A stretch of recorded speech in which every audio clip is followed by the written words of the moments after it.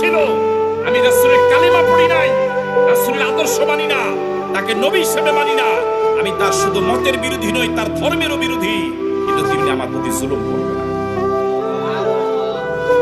আমি আপনি যদি সত্যিকারের নবীর ওয়ারিস হই, নবীর উম্মত হই, আমার আপনার ভিতরে চরিত্র আসা দরকার।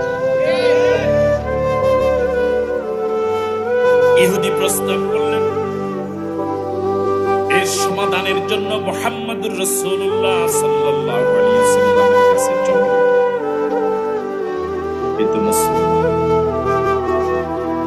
সে প্রস্তাব করল, তোমার নেতা যার নাম কাব ইবনে আশরাফ, ইহুদিদের নেতা নাম কি? কাব ইবনে আশরাফ। চলো আমরা কাব ইবনে আশরাফের কাছে যাই। নাউজুবিল্লাহ। আর বাস্তব এখনো সমাজে এই মার্কা মুসলমান আছে না নাই?